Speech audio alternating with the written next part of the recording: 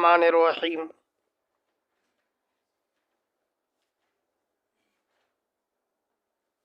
اللہ رب العالمین نے چونکہ ہمیں قرآن کریم کے افتتاح کی توفیق عطا فرمائی ہے، تو اللہ پاک سے دعا کرتے ہیں کہ اللہ پاک ہمیں اختتام کی بھی توفیق عطا فرمائے۔ تو جان لو کہ لفظ قرآن یہ مصدر ہے، جیسے غفران، دیکھو قرآن، غفران، فرقان ایک جیسے ہیں نہیں؟ تو جس طرح غفران فرقان مصدر ہے، اس طرح لفظ قرآن بھی مصدر ہے۔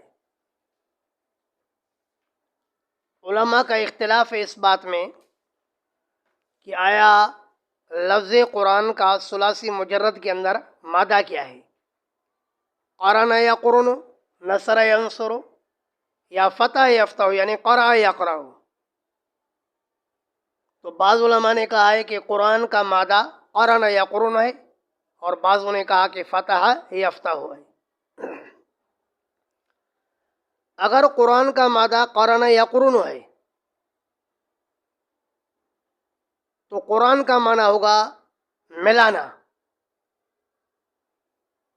تو قرآن کو قرآن اس لیے کہا جاتا ہے کہ قرآن بھی مخلوق کو خالق سے ملاتا ہے،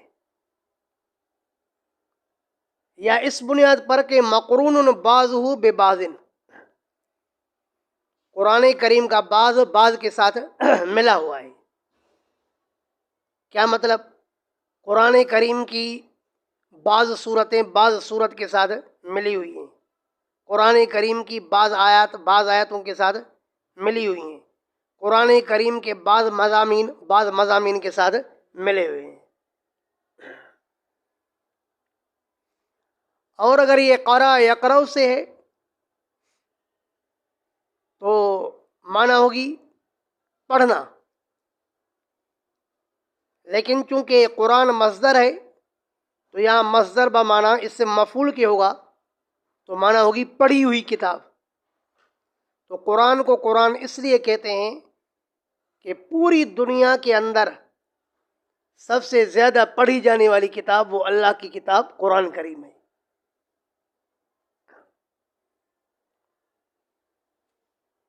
اللہ رب العالمین کا حکم ہے اذا قرأت القرآن فاستعذ باللہ من الشیطان الرجیم، کہ جب آپ قرآن کریم کی قرأت کا ارادہ کریں، اذا قرأت القرآن اے اذا اردت القرأت، جب آپ قرآن کریم کے قرأت کا ارادہ کریں تو فاستعذ باللہ من الشیطان الرجیم، تو شیطان مردود سے پناہ طلب کریں۔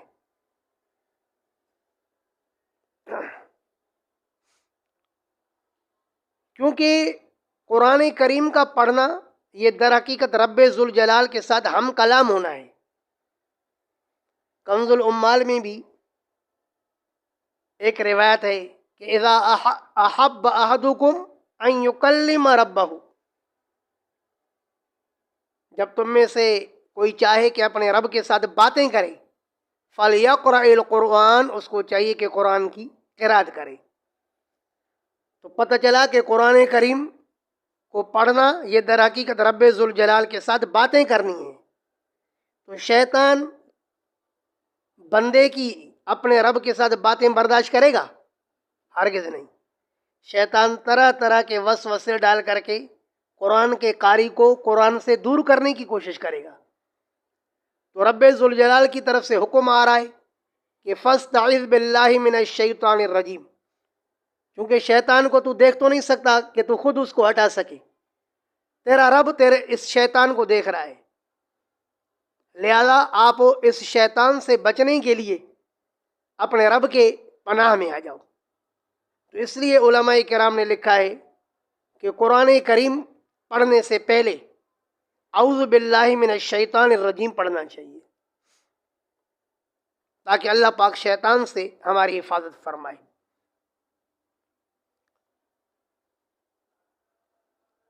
پھر چونکہ کتب حدیث میں حضرت ابو ہریرہ رضی اللہ تعالیٰ عنہ سے روایت ہے، سنن ابی داؤد میں اس طرح ہے کہ کل کلام لا یبدأ بالحمد للہ فہو اقطع، کہ ہر وہ کلام جو الحمدللہ کے بغیر شروع کیا جاتا ہے تو وہ برکات سے منقطع ہوتا ہے. یہ سنن ابی داؤد. اور مسند احمد میں یہ الفاظ ہیں کل کلام لا یبدأ بذکر اللہ فہو اقطع او قال الابتر، کہ ہر وہ کلام جو اللہ کے ذکر کے بغیر شروع کیا جاتا ہے تو وہ بے برکت ہوتا ہے. اور الجامع لاخلاق الراوی، آپ حیران ہوں گے درجہ اولا سے لے کر کے اب تک اساتذہ کرام سے حدیث سنتے ہوں گے، کل امر ذی بال لم یبدأ بسم اللہ الرحمن الرحیم فہو اقطع. یہ روایت سیاستہ کے اندر نہیں ہے، یہ حضرت علامہ خطیب بغدادی رحمہ اللہ متوفہ 463 کی کتاب الجامع لاخلاق الراوی میں سند کے ساتھ ہے. تینوں مقامات پر راوی حضرت ابو ہریرہ ہیں، سنن ابی داؤد میں بھی، مسند احمد میں بھی، اور الجامع لاخلاق الراوی میں بھی، کہ رسول اللہ صلی اللہ علیہ وسلم نے فرمایا کہ جو کلام یا جو کام جو صاحب شان ہو، مراد جائز ہو، اور وہ بسم اللہ کے ساتھ نہیں کیا جائے گا تو بے برکت ہوگا. تو روایت کے الفاظ تین طرح سے ہیں، الحمدللہ، ذکر اللہ اور بسم اللہ. تو چاہے بسم اللہ سے شروع کیا جائے یا الحمدللہ سے شروع کیا جائے، الحمدللہ سے شروع کریں گے تو بھی ذکر اللہ سے ہوا، اور اگر اس سے بسم اللہ سے شروع کریں گے تو بھی ذکر اللہ سے ہوا. کسی بھی نام کے ساتھ شروع کریں گے، اللہ کے نام کے 99 ناموں میں سے کسی بھی نام کے ساتھ، تو بھی کس کے ساتھ ہوا؟ ذکر اللہ کے ساتھ ہوا. تو در حقیقت روایت ایک ہی ہے، روات نے اس کو اپنے اپنے الفاظ میں بیان کیا ہے. سب کا مفہوم یہ ہے کہ ہر کام اللہ پاک کے ذکر کے ساتھ ہونا چاہیے، پھر وہ ذکر چاہے بسم اللہ ہو چاہے الحمدللہ ہو. لیکن چونکہ قرآن کریم کی ہر سورت کے شروع میں بسم اللہ ہے، اور رسول اللہ صلی اللہ علیہ وسلم کے خطوط کے اندر جو ہرقل بادشاہ کو لکھا یا دیگر بادشاہوں کو لکھا ان سب میں بسم اللہ ہے، تو علماء کرام نے اس بسم اللہ پر عمل کیا ہے. تو قرآن کریم میں سب سے پہلے اعوذ باللہ کا حکم ہے، تو چونکہ حدیث میں آیا کہ ہر کلام بسم اللہ سے شروع ہونا چاہیے، تو اس حدیث کی بنیاد پر پھر اعوذ باللہ کے بعد بسم اللہ پڑھنی چاہیے. صاحب فتاوی شام نے فتاوی شام میں لکھا ہے کہ اگر آپ کو قرآن کے علاوہ کوئی دوسری کتاب پڑھنی ہے تو آپ بسم اللہ الرحمن الرحیم سے شروع کرو گے، اعوذ باللہ سے نہیں، کیونکہ اعوذ کا حکم قرآن کریم کے لیے اذا قرأت القرآن فاستعذ باللہ من الشیطان الرجیم. تو چونکہ تعوذ کا حکم نص قطعی سے ہے اور بسم اللہ پڑھنے کا حکم یہ نص ظنی سے ہے، خبر واحد سے ہے، تو ظاہر نص قطعی نص ظنی پر خبر واحد پر مقدم ہوتا ہے، تو اس لیے اعوذ باللہ پہلے پڑھنی چاہیے اور بسم اللہ بعد میں پڑھنی چاہیے. تو اعوذ باللہ من الشیطان الرجیم، اعوذ اعوذن سے ماخوذ ہے جس کی معنی ہے التجا کرنا، پناہ طلب کرنا. اعوذ میں پناہ طلب کرتا ہوں، التجا کرتا ہوں، باللہ با برائے اتصال، متصل ہو کر کے، باللہ اللہ کے رحمت کے ساتھ. میں پناہ طلب کرتا ہوں اللہ پاک کی رحمت کے ساتھ، متصل ہو کر کے اللہ سے پناہ مانگتا ہوں. کس سے؟ من الشیطان الرجیم، شیطان مردود سے. حضرت علامہ ابن عطیہ مفسر زمانہ رحمہ اللہ متوفہ 542، یہ اپنی تفسیر المحرر الوجیز فی تفسیر الکتاب العزیز میں فرماتے ہیں کہ شیطان کا وزن دو حال سے خالی نہیں. لفظ شیطان کا وزن دو حال سے خالی نہیں. اگر شیطان کا وزن آپ نکالتے ہیں شیطان بر وزن فعال، تو اس صورت میں یا زائدہ ہو جائے گی تو مانا مادہ کیا بنے گا؟ شیطانہ. ٹھیک ہے کہ نہیں؟ اب شیطان ماخوذ ہوگا شیطانہ سے. اور اگر آپ اس کا وزن نکالیں گے شیطان بر وزن فعلان، یعنی یا کو اصلی بناؤ گے، شیطان فعلان، یا کے مقابلے میں عین لایا تو اجوف یا ہی بن گیا نا.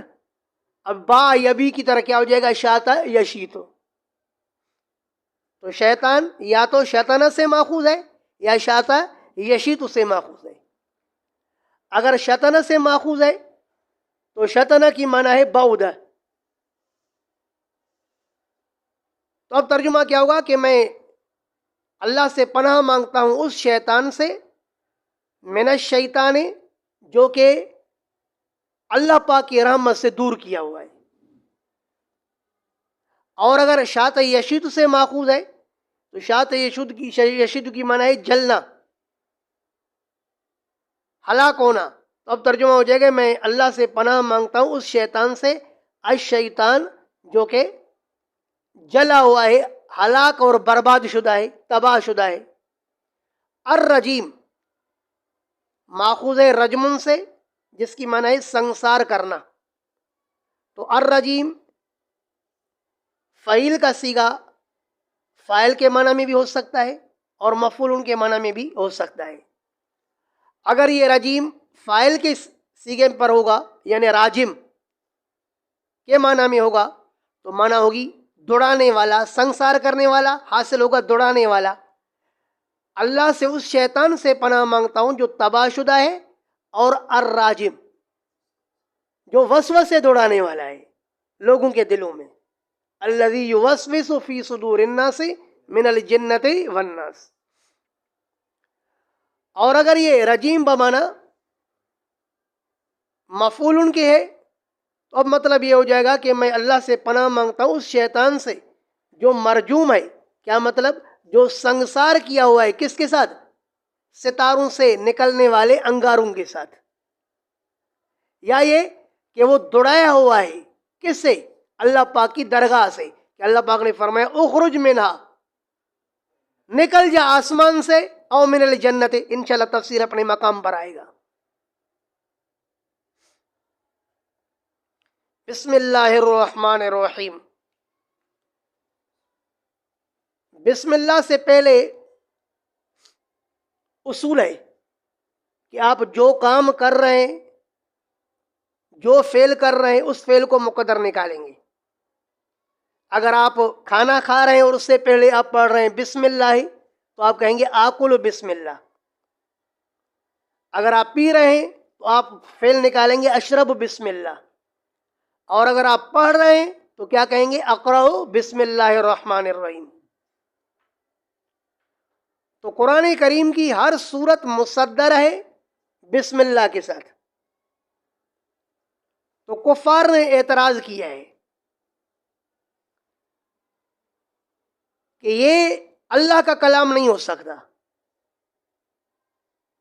یہ کتاب اللہ کا کلام نہیں ہو سکتا، کیونکہ اللہ کہہ رہا ہے بسم اللہ الرحمن الرحیم، اللہ کے نام کے ساتھ شروع. تو اپنی تعریف خود ہی، یہ تو بالکل عقل کے خلاف ہے. اللہ پاک جیسی ذات اپنی تعریف خود نہیں کریں گے. لہذا یہ کلام اللہ کا کلام نہیں ہے، لوگوں نے اپنی طرف سے بنایا ہے. تو اللہ پاک جزائے خیر عطا فرمائے مفسرین کو. حضرت علامہ قاضی بیضاوی رحمہ اللہ متوفہ 685 نے تفسیر بیضاوی میں، جس کا اصلی نام ہے انوار التنزیل، اور حضرت علامہ ابو سعود رحمہ اللہ نے اپنی تفسیر ارشاد العقل السلیم الی مزایا الکتاب الکریم میں، اور حضرت علامہ سید محمود آلوسی رحمہ اللہ نے اپنی تفسیر المعانی میں فرمایا کہ مطلب یہ ہے کہ مقول علی السنۃ العباد، کہ یہ الفاظ کہے گئے ہیں بندوں کی زبان پر کہ بسم اللہ الرحمن الرحیم، ہم شروع کرتے ہیں اس اللہ کے نام سے جو نہایت ہی مہربان اور رحم کرنے والا ہے۔ اب اشکال ہی ختم۔ یہ اس طرح ہے جیسے کہ ایک استاذ بچے کو درخواست کا طریقہ سکھاتا ہے، اس کو کہتا ہے کہ بچے لکھ بخدمت جناب استاد محترم علی اکبر صاحب۔ تو یہاں سے استاذ کا غرض اپنی تعریف کرنا نہیں ہے، صرف بچے کو تعلیم دینا ہے۔ تو یہاں بسم اللہ الرحمن الرحیم سے اللہ پاک کا غرض صرف اپنے بندوں کو تعلیم دینا ہے، اپنی تعریف کرنا مقصود نہیں ہے۔ بسم اللہ الرحمن الرحیم، شروع اس اللہ کے نام سے جو رحمان ہے۔ رحمان اور رحیم یہ ماخوذ ہیں رحم سے۔ رحم کی معنی ہے رقت القلب، نرم دل، دل کا نرم ہونا۔ تو جان لو کہ جب اللہ رب العالمین کی ذات پر ایسے الفاظ کا اطلاق ہو کہ وہ اللہ پاک کے شان کے لائق نہ ہو، جیسے اللہ کے لیے ہم یہ ترجمہ نہیں کر سکتے کہ اللہ پاک رقیق القلب ہے، اللہ کا دل نرم ہے، کیونکہ یہ تو جسم کے اوصاف ہیں، جبکہ اللہ پاک جسم سے پاک ہے۔ تو اللہ رب العالمین پر جب اس طرح کے الفاظ کا اطلاق ہوگا تو مراد اس سے نتیجہ ہوتا ہے۔ جس کا دل نرم ہوتا ہے تو نتیجہ کیا نکلتا ہے کہ وہ مہربان ہوتا ہے۔ تو رحمان کا مطلب کیا ہوگا؟ اس اللہ کے نام سے جو نہایت ہی مہربان ہے، اور رحیم نہایت ہی رحم کرنے والا ہے۔ حضرت مولانا شاہ عبد العزیز محدث دہلوی رحمہ اللہ نے اپنی تفسیر فتح العزیز میں فرمایا کہ رحمان اور رحیم میں یہ فرق ہے کہ رحمان کی معنی ہے بغیر مانگے عطا کرنے والا، اور رحیم کی معنی ہے مانگنے سے عطا کرنے والا۔ اللہ پاک ہمیں بہت ساری چیزیں بغیر مانگے عطا فرماتے ہیں، اور بہت ساری چیزیں اللہ پاک مانگنے سے عطا فرماتے ہیں۔ مثلا اللہ پاک نے ہمیں آنکھیں عطا فرمائی، کان عطا فرمائے، ہاتھ عطا فرمائے، خوبصورت قد اور قامت عطا فرمائی، تو اللہ پاک نے بغیر مانگے عطا فرمایا۔ اور بہت ساری چیزیں ہم اللہ سے مانگتے ہیں، دعائیں کرتے ہیں، پھر اللہ پاک دعاؤں سے عطا کرتے ہیں۔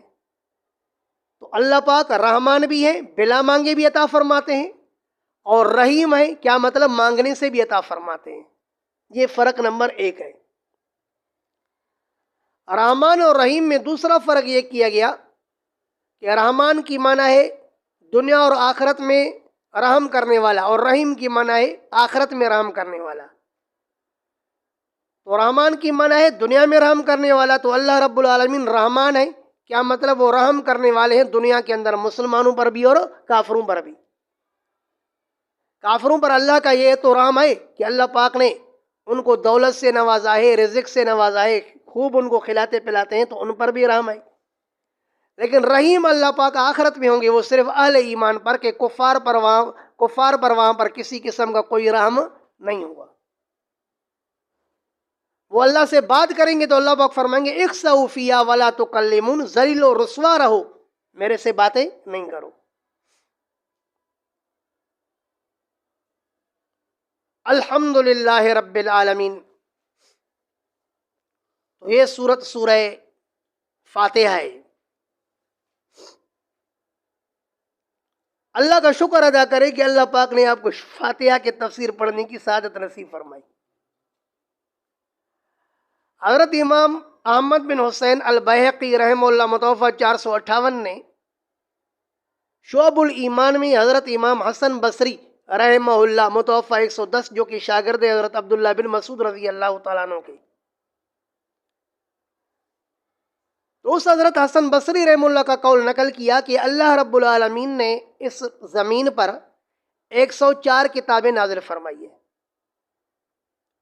ان 104 کتابوں کا علم پھر اللہ رب العالمین نے مشہور 4 کتابیں یعنی تورات، انجیل، زبور اور قرآن میں رکھا ہے۔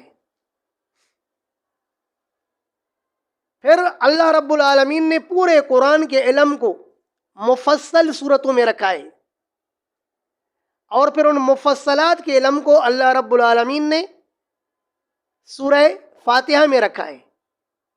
لہذا من علم تفسیرہ کان کمن علم تفسیر جمیع کتب اللہ المنزلہ، جس نے سورہ فاتحہ کے تفسیر کو سمجھا تو ایسے سمجھو جیسے اس نے اللہ پاک کی تمام نازل کردہ کتابوں کو سمجھ لیا۔ ایسی صورت ہے۔ اس صورت کے جامع ہونے کا اندازہ یہاں سے لگائیں کہ حضرت علامہ فخر الدین رازی رحمہ اللہ نے تفسیر کبیر کے شروع میں کہا ہے کہ میں نے علماء کے سامنے دعویٰ کیا کہ اس صورت یعنی سورہ فاتحہ کے اندر 10,000 مسائل کا بیان ہے۔ فرماتے جب میں نے تفسیر لکھی تو گو 10,000 مسائل تو نہیں نکال سکا، لیکن کم از کم یہ باور مخلوق کو کرا چکا ہوں کہ اس کے اندر 10,000 مسائل نکل سکتے ہیں۔ ایسی جامع صورت ہے۔ اس صورت کی فضیلت اس طرح ہے کہ سنن ابی داؤد میں ہے، رسول اللہ صلی اللہ علیہ وسلم نے حضرت ابی بن کعب سے فرمایا کہ میں آپ کو ایسی صورت نہیں سکھاؤں، الا اعلمک صورتا، کیا میں آپ کو ایسی صورت نہیں سکھاؤں کہ اس جیسی صورت اللہ پاک نے نہ تو تورات میں نازل فرمائی، نہ انجیل میں، نہ زبور میں، اور نہ ہی اس جیسی کوئی دوسری صورت قرآن میں۔ سمجھ گئے ہو مفہوم؟ یہ مطلب ہے کہ قرآن میں ہی یہ صورت نہیں ہے، قرآن سے علیحدہ ہے یہ بھی قرآن میں، لیکن قرآن میں اس جیسی کوئی دوسری صورت نہیں ہے۔ فرما کہ وہ سورہ فاتحہ ہے۔ صحیح بخاری میں ہے کہ سعید بن المعلا رضی اللہ تعالیٰ عنہ فرماتے ہیں کہ میں نماز پڑھ رہا تھا، سید عالم صلی اللہ علیہ وسلم نے مجھے آواز دی ادھر آؤ، میں چونکہ نماز میں تھا تو میں نے کہا نماز پڑھ کے پھر جاتا ہوں۔ کہتے میں نماز پڑھ کے حضرت صلی اللہ علیہ وسلم کی خدمت میں آیا، آپ نے فرمایا کہ میں نے تجھے بلایا تو نہیں آیا؟ تو حضرت سعید فرماتے ہیں کہ میں نے عرض کیا اللہ کے رسول میں نماز میں تھا، آپ نے فرمایا تجھے معلوم نہیں ہے کہ قرآن کہتے ہیں یا ایھا الذین آمنوا استجیبوا للہ والرسول اذا دعاکم، کہ اللہ اور رسول جب تمہیں بلائیں، جب بھی بلائیں تو آ جاؤ، بل نماز میں کیوں نہ ہو، پھر بھی آپ کو آنا پڑے گا، اب آ جاتے نا۔ بہرحال آپ نے فرمایا کیا میں آپ کو الا اعلمک اعظم سور، کیا میں آپ کو قرآن کریم کی صورتوں میں سے سب سے اونچی صورت نہ سکھاؤں، اعظم صورت، اونچی صورت نہ سکھاؤں؟ میں نے کہا جی اللہ کا رسول۔ آپ نے فرمایا وہ صورت سورہ الحمدللہ رب العالمین یعنی صورت سورہ فاتحہ ہے۔ صحیح مسلم میں واقع ہے، صحابہ فرماتے ہم اللہ کے رسول صلی اللہ علیہ وسلم کے ساتھ بیٹھے ہوئے تھے، اچانک حضرت صلی اللہ علیہ وسلم نے ارشاد فرمایا کہ آسمان سے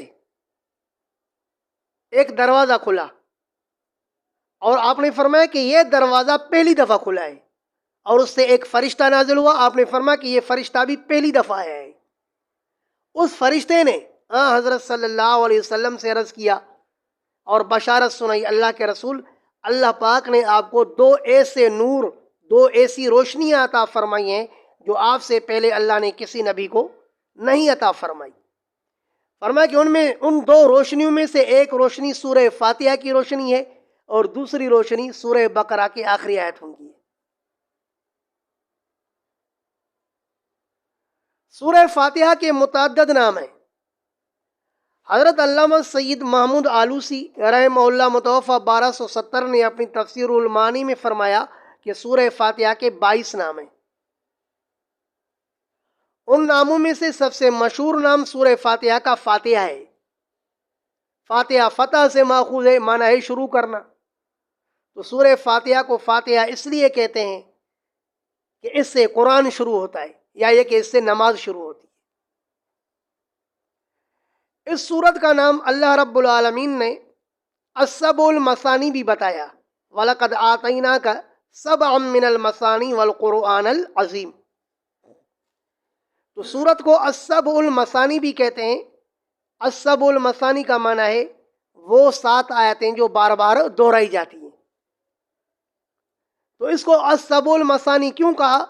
حضرت علامہ ابو سعود رحمہ اللہ تفسیر ابی سعید میں فرماتے ہیں کہ یا تو اس وجہ سے کہ ان صورتوں کو نماز میں بار بار دہرایا جاتا ہے، یا اس وجہ سے کہ اس کا نزول دہرایا ہوا ہے. پہلی دفعہ مکہ میں نازل ہوئی ہے، پھر دوبارہ مدینہ میں نازل ہوئی ہے. لیکن حضرت علامہ سید محمود آلوسی رحمہ اللہ نے تفسیر المعانی میں اس قول کی تردید فرمائی ہے. یہ قول صحیح نہیں ہے. سورہ فاتحہ ایک ہی دفعہ نازل ہوئی ہے. نزول میں اس کا نمبر 5 ہے، لیکن موجودہ ترتیب میں اس کا نمبر 1 ہے.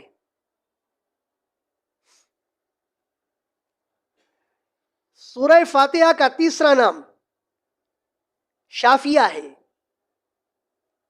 سورۃ الشفا، کیونکہ حدیث کی کتاب سنن الدارمی میں ہے رسول اللہ صلی اللہ علیہ وسلم نے فرمایا فیہ شفاء من کل داء، اس سورت کے اندر اللہ رب العالمین نے ہر بیماری کی شفا رکھی ہے، چاہے ظاہری جسمانی بیماری ہو، چاہے باطنی بیماری ہو، شرک اور کفر کی بیماری ہو. شرک و کفر کی بیماری بھی سورہ فاتحہ سے دور ہوتی ہے. اور وہ جو مشہور واقعہ صحیح بخاری، صحیح مسلم اور تمام کتب ستہ میں ہے کہ صحابہ کرام رضوان اللہ علیہم اجمعین کہیں سفر میں تھے، ایک بستی والوں سے گزر ہوا، ان سے کھانا طلب کیا تو انہوں نے کھانا نہیں کھلایا. یہ کہیں بستی کے آس پاس ٹھہر گئے. اس نے اتفاق سے ہوا یہ کہ اس بستی والوں کے سردار کو سانپ نے ڈھنس لیا. یہ لوگ ان صحابہ کرام کے پاس آئے اور آ کر کے عرض کیا یار آپ لوگوں کے پاس کوئی وظیفہ ہو، کیونکہ ہمارے سردار کو سانپ نے ڈھنسا ہے، اس پر کوئی وظیفہ پڑھو، دم کرو. تو انہوں نے کہا کہ ہم دم کریں گے لیکن اس شرط کے ساتھ کہ ہمیں عوض دو گے. تو انہوں نے کہا کہ ہم آپ کو بکریوں کا ریوڑ دیں گے اگر ہمارا آدمی صحیح ہو گیا تو. چنانچہ ان صحابہ کرام کی جماعت میں سے ایک صحابی رسول نے ان کے اوپر جا کر کے سورہ فاتحہ صبح و شام 3 دن کے لیے پڑھی تو اللہ رب العالمین نے اس کو شفا عطا فرمائی. پہلے وہ ایک قسم کی بندش میں تھا، لیکن جب سورہ فاتحہ پڑھی گئی تو اس طرح حشاش و بشاش ہو گیا جیسے ایک آدمی کو رسی سے کھول دیا گیا ہو. تو وہ لوگ ان سے بڑے خوش ہو گئے اور بکریوں کا ریوڑ دیا. صحابہ کرام ذرا حیران تھے کہ پتہ نہیں کہ قرآن کریم پر جو ہم نے اجرت لی ہے یہ ہمارے لیے جائز بھی ہے کہ نہیں. یہ رسول اللہ صلی اللہ علیہ وسلم کی خدمت میں اور عرض کیا یا رسول اللہ کیا ہمارے لیے یہ مزدوری لینا درست ہے؟ آپ علیہ الصلوۃ والسلام نے فرمایا اکلت برقیۃ حق، آپ نے تو صحیح دم کیا ہے، اس کے مقابلے میں آپ نے اجرت لی ہے، اس میں کوئی برائی نہیں ہے، میرا بھی اس میں حصہ مقرر کرو تاکہ تمہارا شبہ ہی ختم ہو جائے.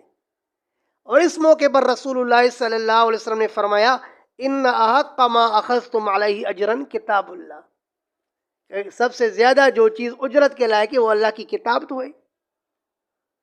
تو دیکھیں سورہ فاتحہ پڑھی گئی، اللہ پاک نے ان کو شفا عطا فرمائی، اس لیے اس سورت کو سورہ شافیہ یا سورۃ الشفا بھی کہتے ہیں. اس سورت کا چوتھا نام تعلیم المسئلہ ہے. اس سورت کو تعلیم المسئلہ اس لیے کہتے ہیں کہ اس سورت کے اندر سوال کی تعلیم دی گئی ہے کہ اللہ پاک سے سوال کس طرح کیا جاتا ہے. اللہ پاک سے سوال کرنے کا طریقہ کار اللہ پاک نے یہ بتایا کہ سب سے پہلے کہو الحمدللہ رب العالمین الرحمن الرحیم مالک یوم الدین، سب سے پہلے میری تعریف کرو، اس کے بعد مجھ سے سوال کرو. کہو کہ ایاک نعبد و ایاک نستعین. حدیث میں کہ ایک دفعہ رسول اللہ صلی اللہ علیہ وسلم نے ایک شخص سے سنا کہ وہ نماز کے بعد دعا کر رہا ہے اللہ ایسے کر ایسے کر، یہ عطا فرما وہ عطا فرما. آپ نے ان کو بلایا ذرا، آپ نے فرمایا دعا کرنے کا طریقہ یہ ہے کہ سب سے پہلے احمد اللہ کما ہوا اللہ سے مانگنا ہے تو سب سے پہلے اللہ کی اس طرح تعریف کر جس طرح کہ اللہ پاک کے تعریف کرنے کا حق ہے، اس کے بعد اللہ سے مانگو. اور پھر آخر میں دعا پڑھو، درود بھی پڑھو، کیونکہ ان الدعاء موقوف بین السماء والارض حتی تصلی علی نبیک، دعا تب تک موقوف ہوتی ہے آسمان و زمین کے درمیان میں جب تک کہ اپنے نبی پر درود پڑھا جائے۔ تو سورت کے اندر تعلیم المسئلہ ہے، سوال کا طریقہ سکھایا گیا ہے۔ اور آپ نے صحیح مسلم میں پڑھا ہے، رسول اللہ صلی اللہ علیہ وسلم نے فرمایا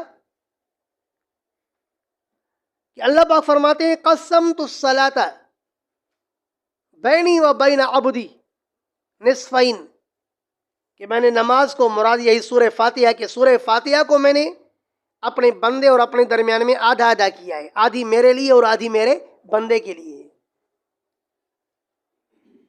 کہ اس کی ابتدائی 3 آیات میں اللہ رب العالمین کی حمد و ثنا ہے۔ رسول اللہ صلی اللہ علیہ وسلم نے فرمایا کہ جب بندہ کہتا ہے الحمدللہ رب العالمین، تو رب ذوالجلال کی طرف سے جواب آتا ہے حمدنی عبدی، میرے بندے نے میری تعریف کی۔ جب بندہ کہتا ہے الرحمن الرحیم، تو رب ذوالجلال فرماتے اثنا علی عبدی، میرے بندے نے میری ثنا بیان کی۔ جب بندہ کہتا ہے مالکی یوم الدین، تو اللہ پاک فرماتے ہیں مجدنی عبدی، میرے بندے نے میری بزرگی بیان کی ہے۔ اب جب بندہ کہتا ہے ایاک نعبد و ایاک نستعین، تو اللہ پاک فرماتے ہیں ھذا لعبدی، آگے یہ میرے بندے کے لیے ہے، ولعبدی ما سأل، اور میرا بندہ جو مجھ سے مانگے گا میں اس کو دے دوں گا۔ تعلیم المسئلہ کہتے ہیں سورت کو، سوال کا طریقہ سکھایا گیا۔ اس سورت کا 5واں نام ام الکتاب ہے، کتاب کی اصل۔ کتاب کی اصل کیوں کہتے ہیں؟ جیسے میں نے ابھی کہا کہ پورے کتاب کا علم اور خلاصہ اللہ پاک نے سورہ فاتحہ میں رکھا ہے۔ حضرت مولانا حسین علی دیوبندی رحمہ اللہ، جو حضرت علامہ رشید احمد گنگوئی رحمہ اللہ کے تفسیر میں شاگرد تھے، میاں والی میں تفسیر پڑھایا، اور امام اہل سنت حضرت شیخ سرفراز خان صفدر بھی اسی کی پیداوار ہے، تمام بڑے بڑے مفسرین۔ تو حضرت مولانا حسین احمد علی دیوبندی رحمہ اللہ فرمایا کرتے تھے کہ دراصل قرآن کریم کے اندر زیادہ تر 4 مضامین کا بیان ہے۔ اللہ پاک کے خالقیت کا بیان ہے، نمبر 2 اس کے ربوبیت کا بیان ہے، نمبر 3 اس کی حاکمیت کا بیان ہے، اور نمبر 4 قیامت کے دن میں فیصلے کے مالک ہونے کا بیان ہے۔ تو حضرت فرماتے تھے کہ قرآن کریم 4 حصوں پر مشتمل ہے، اور چاروں حصے الحمد سے شروع ہوتے ہیں۔ پہلا حصہ سورہ فاتحہ سے لے کر کے انعام تک ہے، دوسرا حصہ سورہ انعام سے لے کر کے سورہ کہف تک ہے، تیسرا حصہ کہف سے لے کر کے سورہ سبا تک ہے، اور چوتھا حصہ سورہ سبا سے لے کر کے آخر تک ہے۔ اب یہ چاروں صورتیں، یعنی سورہ فاتحہ بھی الحمد سے شروع ہوتی ہے، سورہ کہف بھی الحمد سے شروع ہوتی ہے، اور سورہ انعام بھی الحمد سے شروع ہوتی ہے، اور سورہ سبا بھی الحمد سے شروع ہوتی ہے۔ تو اب سورہ فاتحہ کے اندر ان چاروں مضامین کا بیان ہے، اللہ پاک کے خالقیت کا بھی بیان ہے، ربوبیت کا بھی بیان ہے، حاکمیت کا بھی بیان ہے، اور قیامت کے دن حساب کتاب کے مالک ہونے کا بھی بیان ہے۔ خالقیت کا بیان الحمدللہ لفظ اللہ سے ہے، کیوں؟ کیسے؟ اللہ کی معنی کیا ہے؟ خالق۔ لغت کی کتابوں میں لکھا ہے کہ لفظ اللہ علیہ سے ماخوذ ہے، جس کی معنی حیران ہونا، کیونکہ اللہ پاک کی ذات کی کیفیت کے معلوم کرنے میں مخلوق حیران ہے نا۔ لا تدرک الابصار وہو یدرک الابصار، کوئی آنکھ اس کا ادراک نہیں کر سکتی، جبکہ اللہ پاک آنکھ کا ادراک کرتے ہیں۔ تو لفظ اللہ کی معنی خالق تو نہیں ہے، تو اللہ سے لفظ اللہ سے اللہ کی خالقیت کا بیان کیسے ہوا؟ تو فرماتے ہیں کہ دراصل لفظ اللہ وصف خلقیت میں مشہور ہے، جیسے حاتم کا لفظ سخی میں مشہور ہے نا، جیسے ہی آپ کہو گے یار فلاں یار وہ تو حاتم تھا یہ، تو فوراً آپ کا ذہن جائے گا اس کی سخاوت کی طرف کہ وہ سخی ہے۔ تو لفظ اللہ لفظ صفت خلق میں اتنا تو مشہور ہے کہ جیسے ہی ہم کہتے ہیں اللہ تو فوراً ہمارا ذہن جاتا ہے خالق۔ تو پتہ چلا کہ لفظ اللہ سے، الحمدللہ میں لفظ اللہ سے اللہ پاک کے خالقیت کا بیان ہوا ہے، اور رب العالمین سے رب ذوالجلال کے ربوبیت کا بیان ہوا ہے، اور الرحمن اور الرحیم سے اللہ پاک کے حاکمیت کا بیان ہے، مالک یوم الدین سے اللہ رب العالمین کے قیامت کے دن حساب کتاب کے مالک ہونے کا بیان ہے۔ تو چاروں مضامین جو قرآن 4 حصوں پر مشتمل ہے، 4 مضامین بیان کرتا ہے، ان چاروں مضامین کا بیان چونکہ سورہ فاتحہ میں ہے، اس لیے سورہ فاتحہ کو ام الکتاب کہا جاتا ہے۔ لیکن حضرت علامہ شبیر احمد عثمانی رحمہ اللہ فرماتے ہیں کہ دراصل قرآن کریم کے اندر زیادہ تر 6 مضامین کا بیان ہے: توحید کا، رسالت کا،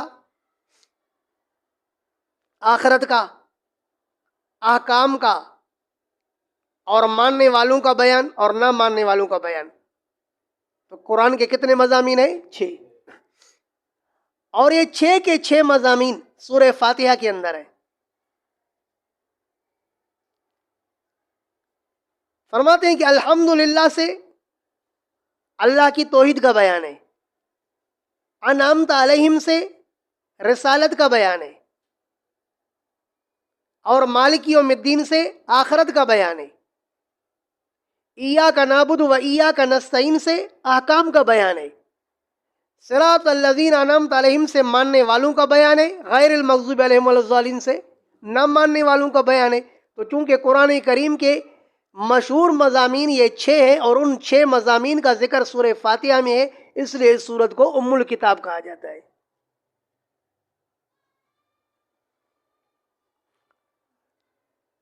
سورہ فاتحہ کا خلاصہ 2 طرح سے ہے۔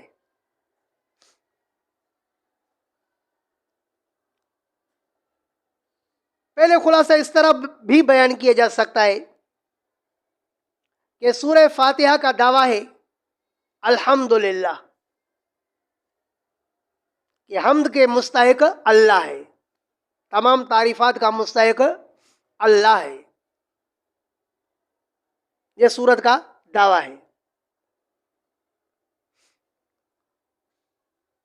رب العالمین سے دعوے پر دلیل اول ہے کہ تمام تعریفیں اللہ کے لیے کیوں ہیں؟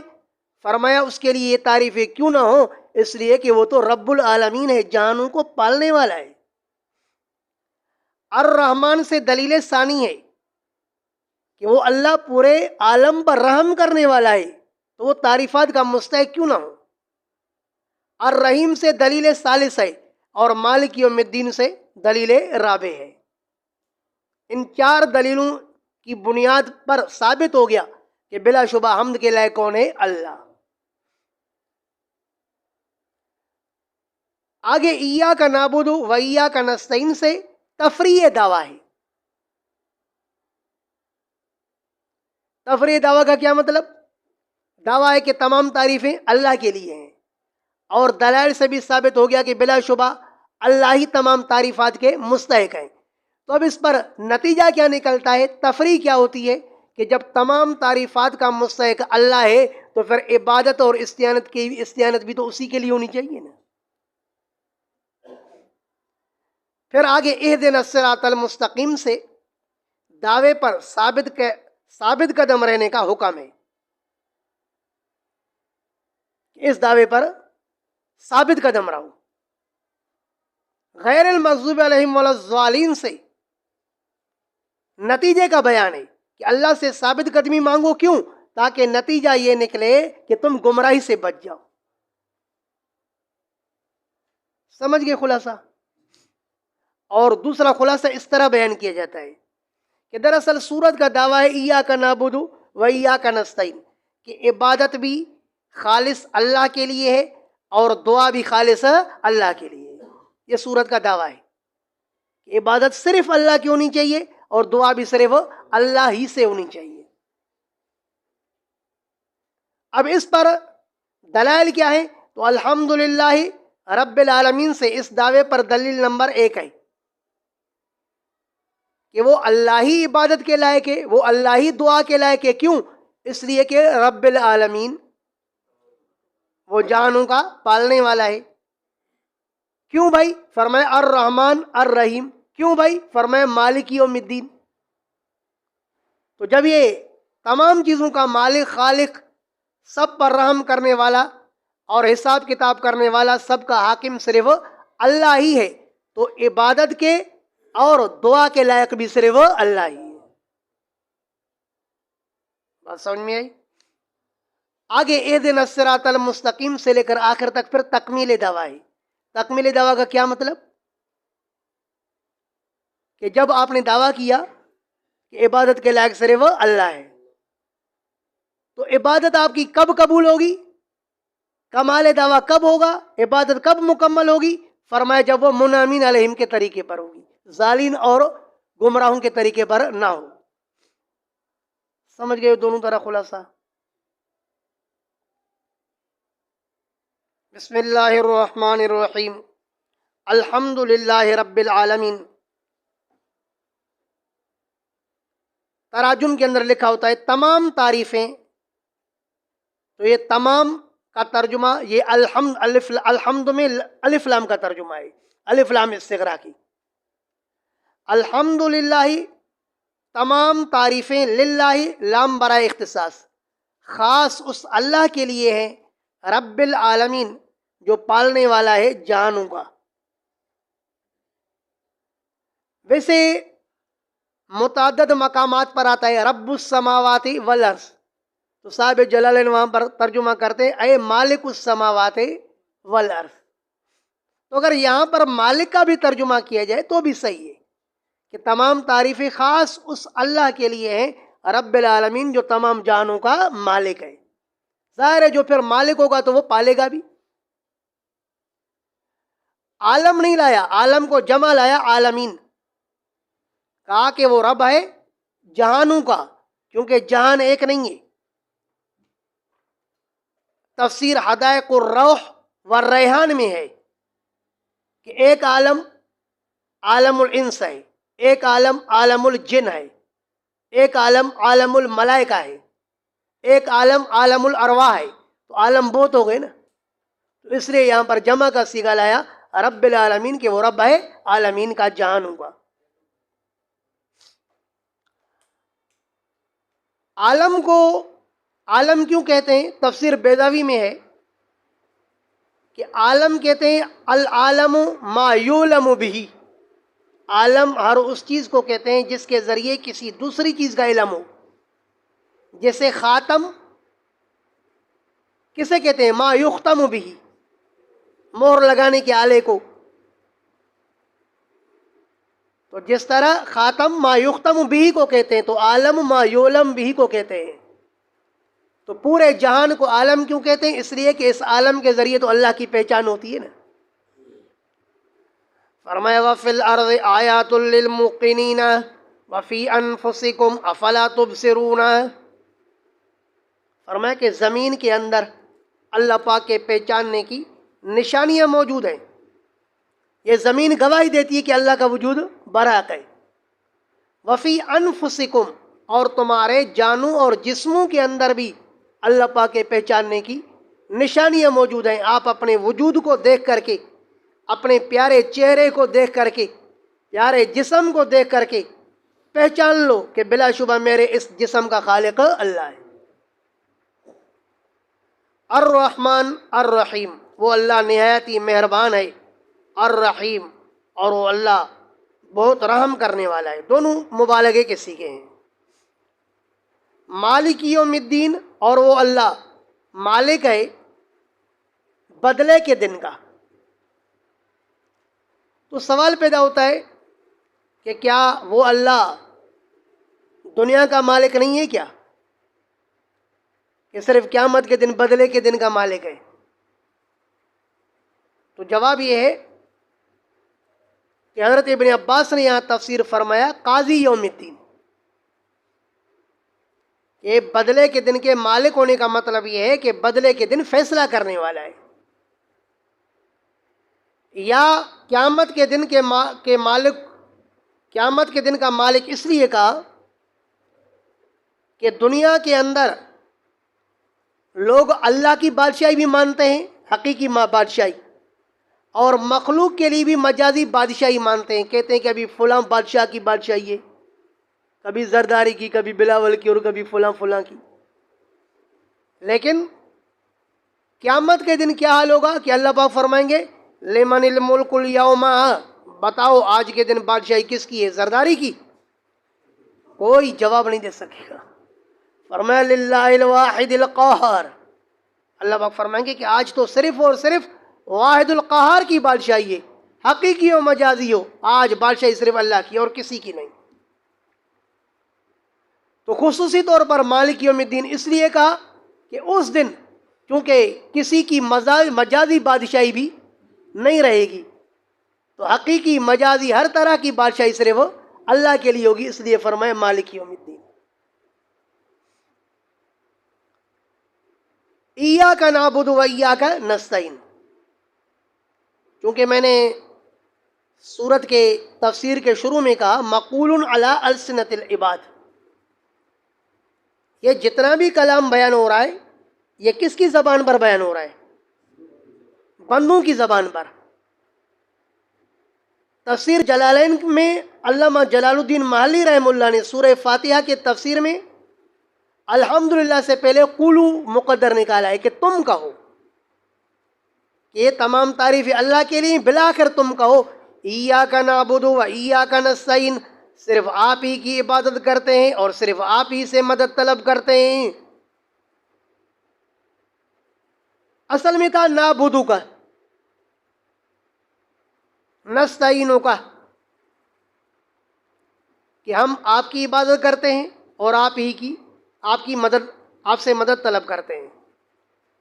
یہاں اللہ رب العالمین نے کاف ضمیر مرفوع متصل کو منفصل بنا کر کے معمول کو عامل پر مقدم کیا، اور علماء بلاغت کہتے ہیں التقدیم ما حقہ التاخیر یفید الحسرہ،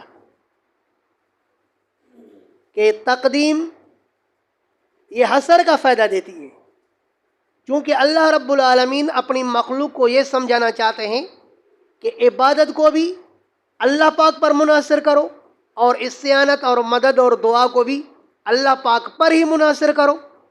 تو اس لیے اللہ رب العالمین نے حسر کی معنی بتانے کے لیے مفعول کو معمول کو عامل پر مقدم کیا۔ اب ترجمہ ہو جائے گا ایاک نعبد، صرف ہم آپ ہی کی عبادت کرتے ہیں، و ایاک نستعین، اور صرف آپ ہی سے مدد طلب کرتے ہیں۔ نعبد کا مادہ عبادت ہے، عبادت کا معنی ہے اپنے آپ کو عاجز بتانا، وہ راستہ جو کثرت سے روندا گیا ہو۔ حضرت علامہ محمد بن جریر الطبری رحم اللہ متوفہ 310 تفسیر ابن جریر میں فرماتے ہیں کہ وہ راستہ جس کو کثرت سے روندا گیا ہو تو اس کو کہا جاتا ہے معبد، یعنی ذلیل کیا ہوا راستہ۔ وہ اونٹ جس کو سواری کے لیے عاجز بنایا گیا ہو، مذلل اور مسخر بنایا گیا ہو، اس کو بھی کہا جاتا ہے معبد۔ تو عبادت کی معنی خود بخود نکل آئی کہ عبادت کی معنی کیا ہے؟ اپنے آپ کو اللہ پاک کے سامنے ذلیل اور عاجز کرنا، کہ اللہ ہم آپ کے سامنے کچھ بھی نہیں ہے۔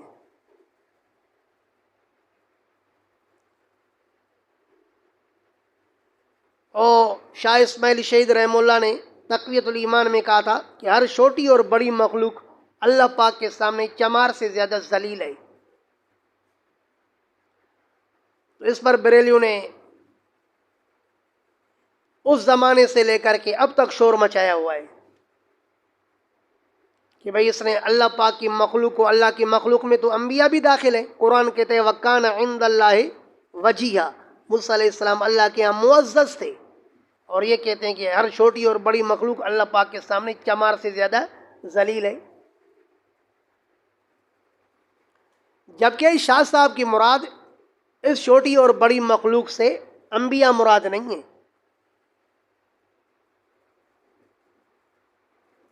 جیسے انکم وما تعبدون من دون اللہ حسب جہنم، کہ تم اور تمہارے معبودان سارے کے سارے جہنم کی ایندھن بنو گے. تو وہاں پر ابن زواری کو وہی اشکال ہوا جو مولوی احمد رضا اور ان کے متبین کو اشکال ہوا ہے. اس نے بھی تو یہی اشکال کیا تھا نا ابن زباری نے، کہ پھر تو حضرت عیسیٰ علیہ السلام کو بھی آپ نے جہنمی بتا دیا علیہ باللہ، کیونکہ وہ بھی تو وما میں داخل ہے نا.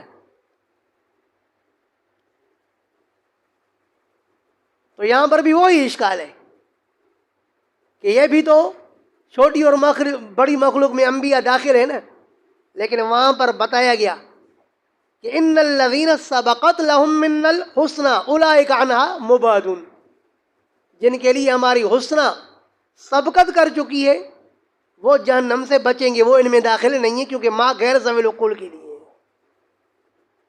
تو یہاں پر بھی شاہ اسماعیل شہید رحمہ اللہ کی عبارت میں انبیاء اولیاء کی بات نہیں چل رہی، عام مخلوق کی بات چل رہی ہے. لیکن اگر یہاں سے اولیاء مراد بھی ہو جائے تو حیرت کی بات ہے، ہم بھی برتے ہیں تو ہو جاتے ہیں بدنام، وہ قتل بھی کرتے ہیں تو چرچا نہیں ہوتا.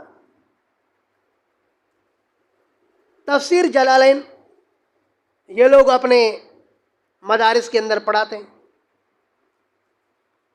تفسیر جلالین کے اندر علامہ جلال الدین محلی نے ان کل الا آت الرحمن عبدن کس طرح قرآن کی ان کل الا آت الرحمن. بہرحال آیت کا مفہوم یہ ہے کہ قیامت کے دن ہر شخص اللہ پاک کے سامنے عبد بن کر آئے گا. آیت کا مفہوم ہر شخص اللہ پاک کے سامنے عبد بن کر آئے گا. تو یہاں علامہ جلال الدین محلی کہتے ہیں اے ذلیلاً خاضعاً، وہاں ہر بندہ اللہ پاک کے سامنے ذلیل اور خاضع عاجز بن کر آئے گا. کا عیسیٰ و عزیر، وہاں پر اس نے حضرت عیسیٰ علیہ السلام اور حضرت عزیر کا نام لیا. شاہ اسماعیل شہید نے کسی نبی یا ولی کا نام نہیں لیا، پھر بھی اعتراض ہے. اور وہ انبیاء کے نام لے لے کر کے خاضعاً ذلیلاً کہتا ہے، پھر بھی اس کو بابا کہتے ہیں. شاہ اسماعیل شہید کو علیہ باللہ طرح طرح کے برے القاب سے نوازتے ہیں. تو یہ کہے کا انصاف ہے؟ یہ تو وہ جرم ہے جو تمہارے گھروں کے اندر، تمہارے مدارس کے اندر موجود ہے.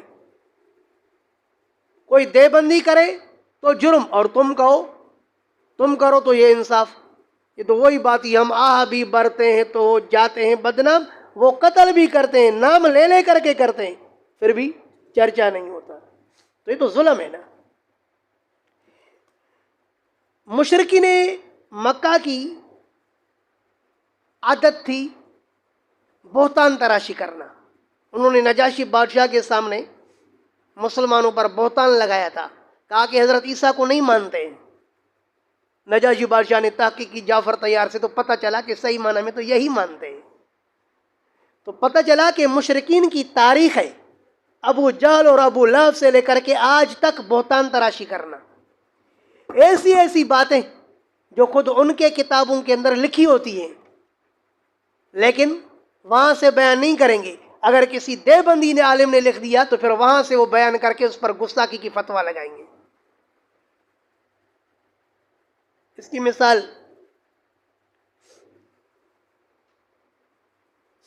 شمال الترمذی میں، مسند احمد میں، الادب المفرد للبخاری میں روایت ہے کہ یفلی ثوبہ، کہ رسول اللہ صلی اللہ علیہ وسلم اپنے کپڑوں سے جون نکالتے تھے. ایک ہمارے دیوبندی عالم نے، مولانا عبد الکریم قریشی رحمہ اللہ، یہ ایک بہت بڑے بزرگ گزرے ہیں، ضلع لاڑکانے کے رہنے والے تھے اور اپنے دور میں جمعیت علماء اسلام کے سرپرست اعلیٰ تھے پاکستان کے. 1998 میں ان کا انتقال ہوا ہے. تو اس نے شمال الترمذی کا ترجمہ کیا اور یہ حدیث آئی تو اس کا بھی یہی ترجمہ کر دیا. تو بریلیوں نے بہت بڑا شور مچایا. بزرگ کو ایک جلسے کے اندر یہ کتاب لے کر کے اور طرح طرح کی گالیوں سے نوازا. لیکن جب میں نے مولوی احمد رضا خان کی کتاب انوار جمال مصطفیٰ کا مطالعہ کیا تو اس میں عجیب بات آئی. مولوی احمد رضا خان کے والد نقی علی خان نے انوار جمال مصطفیٰ میں لکھا ہے کہ نبی اکرم صلی اللہ علیہ وسلم کے جسم پر مکھی نہیں بیٹھتی تھی. حضرت صلی اللہ علیہ وسلم کے جسم میں کوئی کیڑا شیڑا پیدا نہیں ہوتا تھا.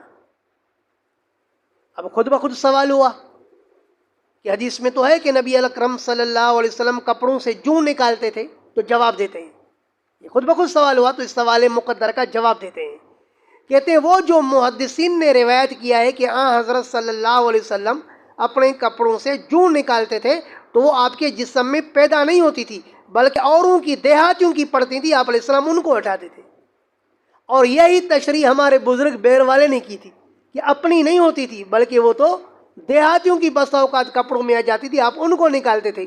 تو جو بات ان کے کتابوں میں لکھی ہوئی ہے تو کوئی اعتراض کی بات نہیں, لیکن دیوبندی نے لکھا تو گستاخ بن گیا. آپ نے بخاری میں پڑھا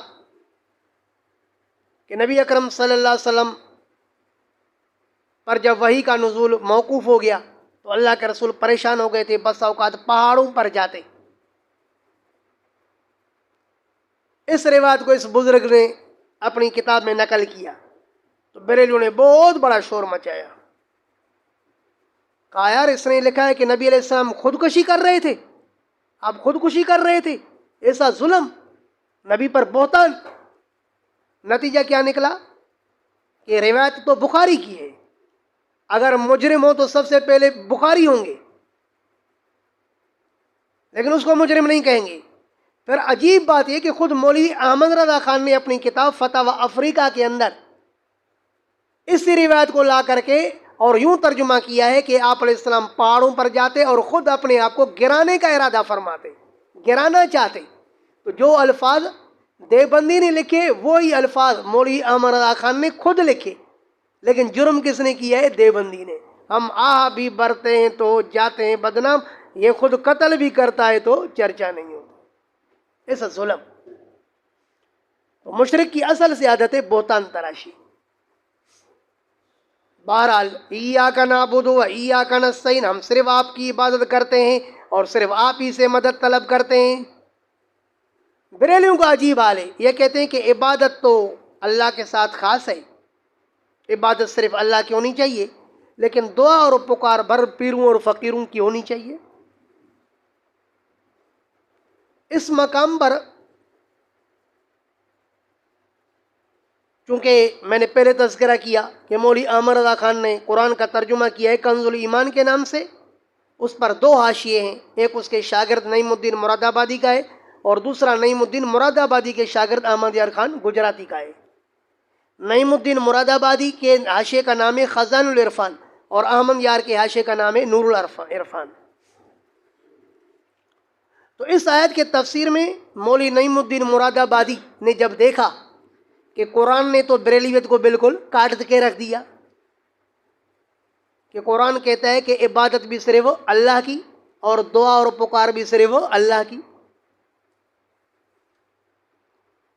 تو یہاں پر وہ پھوٹ پڑا بریلیت کے دفاع میں, اس نے قدم بڑھایا, کہا کہ بلا شبہ ہر قسم کی عبادت اور دعا استعانت یہ اللہ کے ساتھ خاص ہو, چاہے بلا واسطہ ہو. کہا کہ ہر قسم کی عبادت اور استعانت اللہ کے ساتھ خاص ہے, چاہے بلا واسطہ ہو, اللہ سے مدد مانگی جائے تو بھی اللہ کے ساتھ خاص ہوئی, چاہے بل واسطہ ہو, کیا مطلب, چاہے اللہ کے بندوں سے مانگا جائے تو بھی یہ دعا کس سے ہو رہی ہے؟ اللہ سے. کیوں کہتا ہے؟ اس لیے کہ یہ لوگ اولیاء کرام یہ اللہ پاک کے مدد کے مظہر ہیں, یہ سارے آلات ہیں, حقیقت میں مددگار کون ہے؟ اللہ. تو کہا کہ ان سے مدد طلب کرنا یہ در حقیقت کس سے مدد طلب کرنا ہے؟ اللہ سے مدد طلب کرنا ہے. بات سمجھ میں یہ نہیں ہے. تو لہذا ہم بھلے اولیاء کو پکاریں، پیران پیر کو پکاریں، لیکن پھر بھی یہ ہماری حقیقت میں پکار کس کو ہے؟ اللہ کو ہے۔ بات سمجھ میں آ رہی ہے؟ یہ تو ایسا ہے کہ میں کہوں صدیق، ہاں تو عبدالرزاق کہ آپ نے تو میرے کو پکارا ہے، میرے کو آواز دی ہے، تو دیانتداری سے بتاؤ، میں کہوں گا نا عبدالرزاق کو تو پاگل تو نہیں ہے؟ میں نے اللہ کے بندے صدیق کو آواز دی، تیرے کو کب دی؟ جب آواز عبد القادر جیلانی کو دے رہا ہے تو یہ پکار اللہ کو کیسے ہوئی؟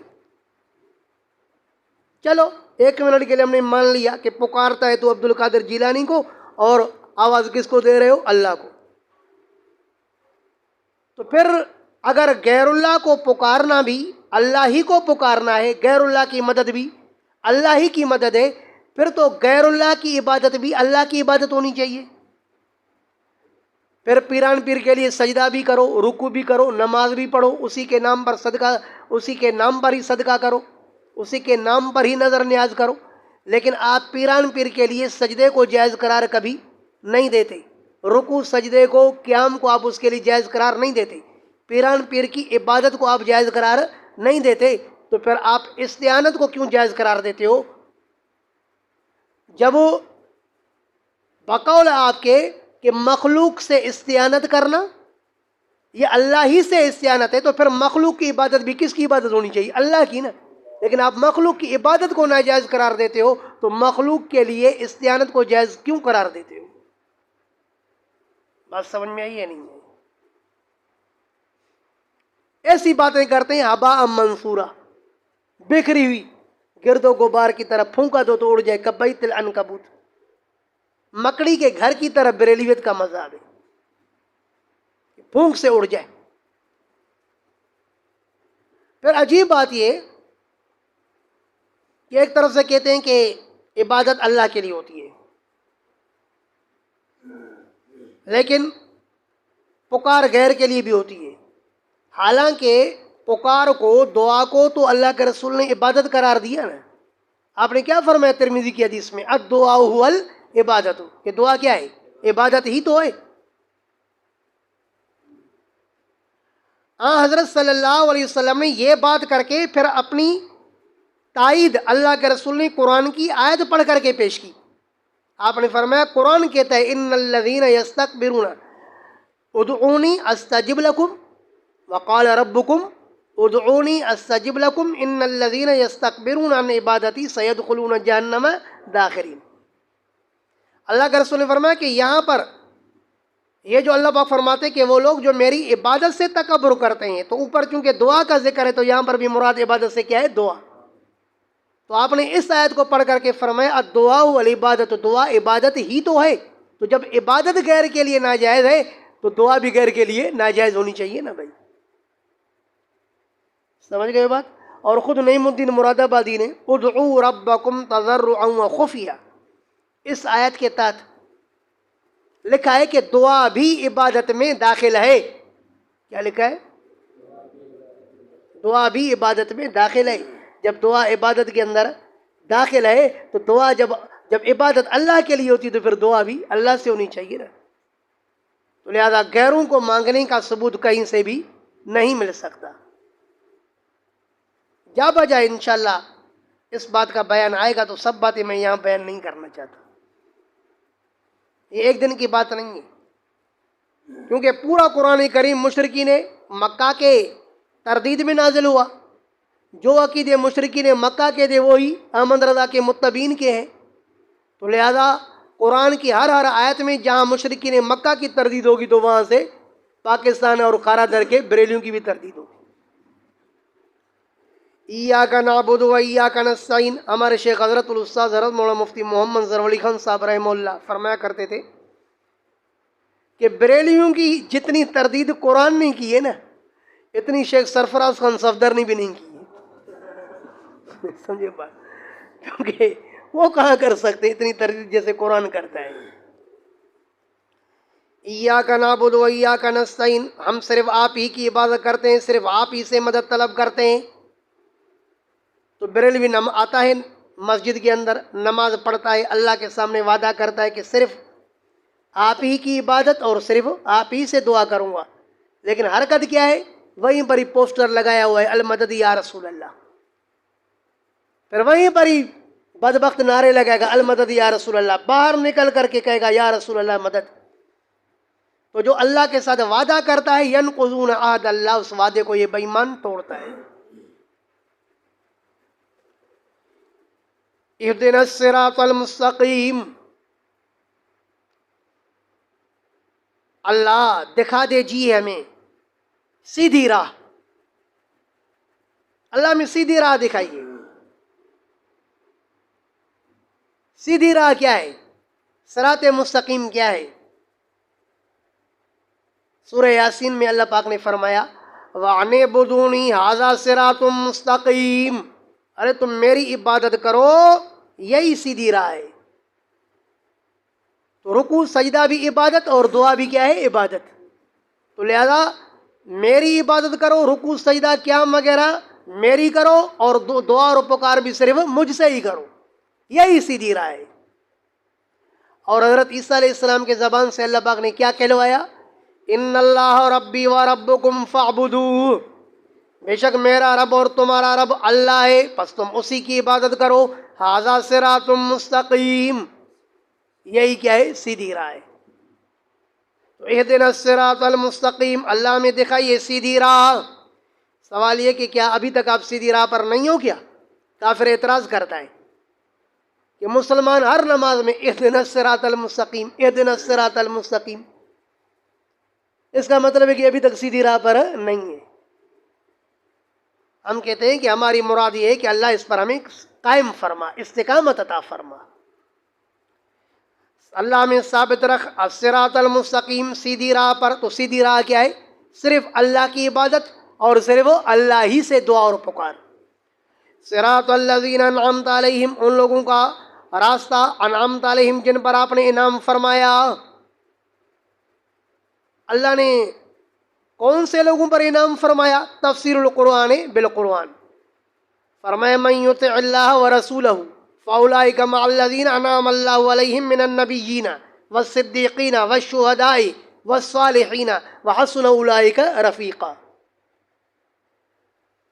فرمایا جن لوگوں پر اللہ نے انعام فرمایا ہے وہ انبیاء ہیں، شہداء ہیں، صلحاء ہیں اور صدیقین ہیں.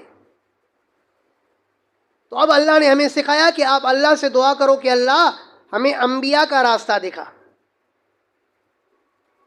اور اللہ ہمیں شہیدوں کا اور صلحاء کا راستہ دکھا. یہی نا؟ اب قرآن سے پوچھتے ہیں کہ انبیاء کا راستہ کیا تھا؟ قرآن کہتے ہیں کانوا یدعوننا رغبا ورہبا، کہ انبیاء تو ہم میں ہمارا شوق رکھتے ہوئے، ہم سے ڈرتے ہوئے، یدعوننا ہمیں پکارتے تھے. تو گویا کہ ہم اللہ سے دعا کرتے ہیں کہ اللہ ہمیں انبیاء کا راستہ پر قائم فرما. انبیاء کا راستہ کیا تھا؟ صرف آپ کی عبادت کرنا، صرف آپ کو پکارنا. تو اللہ ہمیں بھی انبیاء کے اس راستے پر قائم فرما کہ ہم صرف آپ کی عبادت کرنے والے رہیں اور آپ ہی سے دعا کرنے والے رہیں. حتی یقول الرسول والذین آمنوا معہ متی نصر اللہ، رسول نے بھی اور ان کے متبعین نے بھی، نیک صلحاء نے بھی، صحابہ نے بھی کس کی مدد مانگی؟ نصر اللہ. متی نصر اللہ، اللہ کی مدد کب آئے گی؟ تو انبیاء اور صلحاء کا راستہ کیا ہے؟ اللہ کی مدد مانگنا نا. وَلَقَدْ نَصَرَكُمُ اللَّهُ بِبَدْرٍ وَأَنْتُمْ أَذِلَّةٌ، اللہ نے آپ کی مدد فرمائی مقام بدر میں، جبکہ وہاں پر انتم اذلہ، یہاں پر پھر بریلی پریشان ہو جائے گا، جبکہ تم کیا تھے؟ کمزور تھے. تو غزوہ بدر میں اللہ کے رسول بھی ہیں، ابو بکر، عمر، عثمان اور علی بھی ہیں. حضرت عثمان تو نہیں گئے تھے اس لیے کہ آپ کی بچی کے تیمارداری میں تھے. تو غزوہ بدر میں اللہ کے رسول، ابو بکر، عمر اور علی تینوں موجود ہیں. 313 صحابہ کرام ہیں، اللہ کے پیارے اولیاء ہیں. سب کو اللہ پاک فرماتے ہیں وَأَنْتُمْ أَذِلَّةٌ، آپ لوگ اس وقت عاجز سے اپنی مدد خود نہیں کر سکتے تھے. وَلَقَدْ نَصَرَكُمُ اللَّهُ، غزوہ بدر کے موقع پر اللہ نے تمہاری مدد کی کہ 313 کو اللہ پاک نے ایک بڑے لشکر پر فتح عطا فرمائی. اور صرف بدر تھوڑی، وَلَقَدْ نَصَرَكُمُ اللَّهُ فِي مَوَاطِنَ كَثِيرَةٍ، بہت سارے مقامات پر اللہ پاک نے آپ کی مدد فرمائی. وَيَوْمَ حُنَيْنٍ، اور حنین والے دن اللہ نے آپ کی مدد فرمائی. ان نصر الا من عند اللہ، مدد نہیں آئے گی مگر کس کی طرف سے؟ اللہ کی طرف سے. یہ کہتے ہیں سب مددگار ہیں. یہ سمجھے بات، پیر اولیاء فقیر یہ قبر شبر یہ سب مددگار ہیں.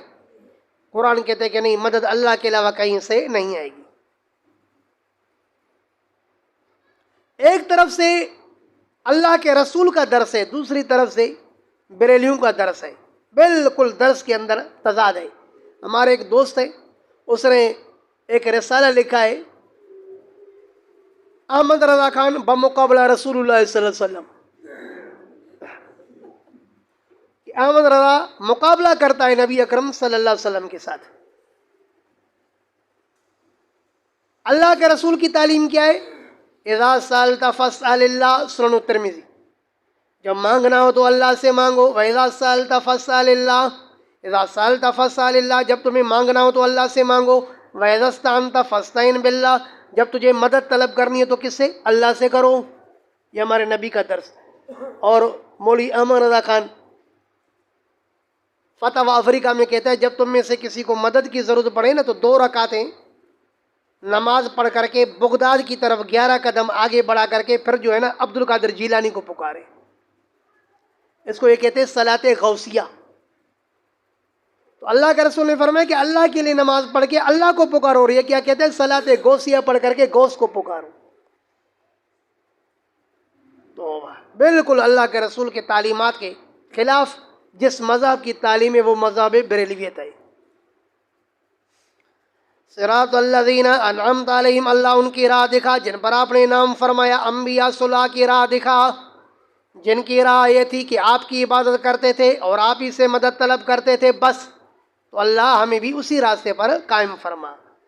غیر المغضوب علیہم ولا الضالین، جو علاوہ ہیں ان لوگوں کے جن پر اللہ کی طرف سے غضب کیا گیا ہے، ناراضگی کی گئی ہے. ولا الضالین، اور وہ علاوہ ہیں ان لوگوں کے جو گمراہ ہونے والے ہیں.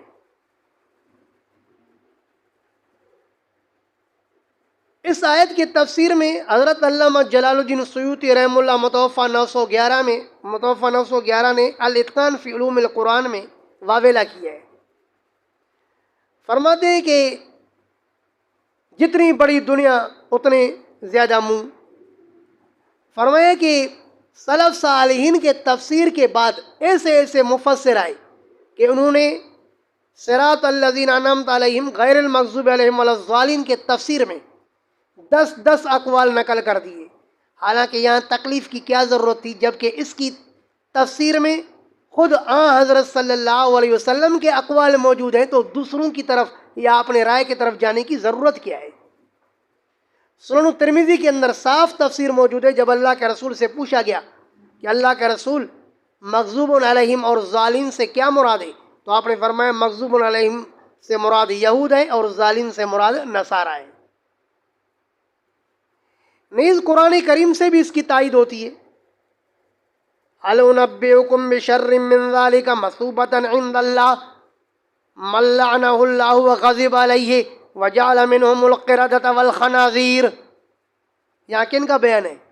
یہود کا. یہ وہ قوم ہے کہ اللہ نے ان کے اوپر لعنت فرمائی ہے اور اللہ نے ان کے اوپر غضب فرمایا ہے.